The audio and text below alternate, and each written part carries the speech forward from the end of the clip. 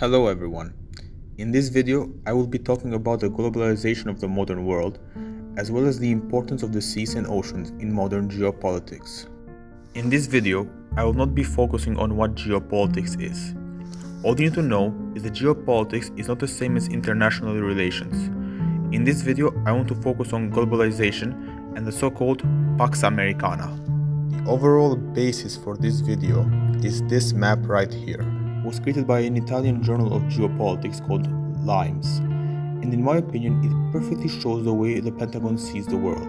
I will eventually make a video about the Pentagon and about how powerful and efficient this organization is, but now I want to focus on globalization. You see, modern economists believe that globalization is the product of modern economics, technology, and trade. That in these modern times, the human need for trade and cooperation has led to the creation of a single market where products can easily be exchanged. We believe that this is something unique to our times and that we are lucky to live in this age of global communication and trade. However, I am here to tell you that this is not true. Not only is globalization not unique to our times, but from a pure geopolitical point of view, what we call globalization is not new. Globalization represents the control of the seas and oceans that the United States of America exert. This is because today, just like 2000 years ago, 90% of the world's trade is done by sea. Therefore, it stands to logic that whoever controls the seas controls the trade of the world. In fact, there have been a couple throughout the years, the first of which was created by the Roman Empire and therefore was called the Pax Romana. Pax being Latin for peace, but it was really about control.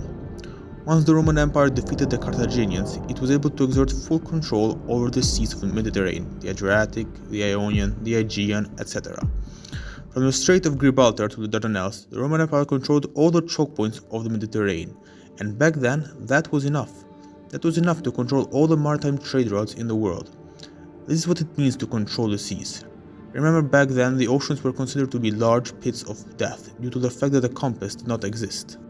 After the Romans came the British. Great Britain was the first great European power to industrialize and was able to build the most powerful and advanced fleet the world had ever seen, which it used to colonize strategic positions like Egypt because of the Suez Canal, Malta, Cyprus, and Gibraltar to assert control over the Mediterranean, but also other strategically important islands and choke points all around the world. By doing so, the British Empire became the greatest empire in human history. It successfully controlled and taxed all maritime trade around the world, and thanks to their excellent military and maritime discipline, they had the means to protect it. Until World War II, that is. World War II was a pure disaster to say the least. Great Britain may have won the war, but the British Empire lost it. By the end of the war, the mighty empire that had ruled the seas and oceans of the planet was in crisis, slowly but surely losing its colonies one by one. But to make things even worse, two new superpowers had emerged, both of which overshadowed the dying empire. Fortunately for Britain, the US helped them recover with the Marshall Plan and shielded them from the Soviets with NATO. However, this came at a cost. The British had to accept American supremacy as well as the military bases on their soil. Let's talk about the Pax Americana now. Today, the United States of America exert their dominion over the world just like the Roman and British Empire used to. They import all the material goods that they can instead of exporting them like other nations do, which may sound bad at first but is actually a very successful political strategy. By importing products from other nations, especially from Europe, they are essentially creating an economic dependence with other nations, while simultaneously spreading their currency all over the world to make sure that they don't suffer from inflation. Even countries like China need to make sure that the American dollar stays strong so that the American people will continue to buy their products. All of this, of course, has a very negative effect on the American economy, but it does give them a unique type of political power. By successfully defeating the indigenous people of America with enough genocide and assimilating the Germans, Irish, and Italians, and the other people that migrated into the country from Europe and Africa, the United States of America have neutralized all territorial threats to their national sovereignty. As Otto von Bismarck, one of the greatest military minds, once put it, the Americans are a very lucky people. They are bordered to the north and south by weak neighbors, and to the east and west by fish. Today, neither Canada nor Mexico represent a threat to the United States of America, and their future potential threats can only come from the sea that surrounds them. Therefore, it stands to logic that this nation would go on to develop a strong and powerful navy that could defend its ports and its shores from its enemies. After World War II, all the great powers that ruled the world up to that point, like Britain, Germany, France, and even Japan, had basically shot themselves in the stomach. This meant that the US and USSR were the most powerful nations in the world and could easily impose their will onto other nations, whether they were new or old. The world was theirs for the taking, and take it they would. However, only one of them could succeed. After the fall or the suicide of the Soviet Union, whichever you like, the United States of America became the one and only superpower on the planet and were able to assert control over the trade routes of the world. They were unchallenged at the time and in some aspects are still unchallenged to this day. This map on the other hand shows what you can call a process of counter-globalization. This map represents the Chinese plan that is called the Belt and Road Initiative. Basically, let's put it like this. Since the Americans control the seas, and therefore 90% of the world's trade, they were able to create one single market, which China is of course part of.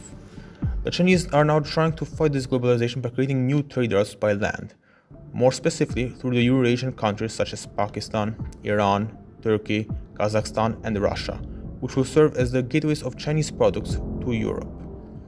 This, however, is easier said than done. In order to compete with maritime transportation, China will have to invest billions in these countries in order to create proper roads and develop their infrastructure. One of the advantages of maritime transport is the fact that you don't have to create roads, all you need is the sufficient fuel to guarantee your journey.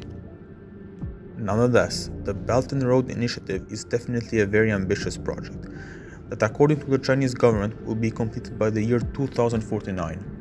However, the European Union has paused negotiations with China for the moment due to a strong political reaction from Washington. Even if this project is completed on time or even sooner, it will not weaken the American control over the seas. In this video, I wanted to explain the geopolitics of modern globalization and help you understand that globalization is not what economists call free trade. There is no such thing as free trade.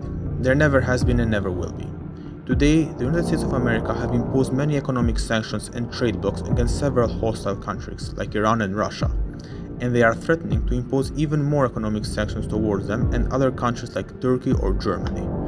This is something that the Romans and British did as well. They imposed economic sanctions and trade blocks against other countries so as to weaken them. This globalization will only end once the United States of America no longer have the strength to control all the oceans and seas of the planet, not all of them at least. Once another superpower, be it China or Russia or someone else, would be able to dethrone the United States of America and replace them as the absolute ruler of the seas and oceans.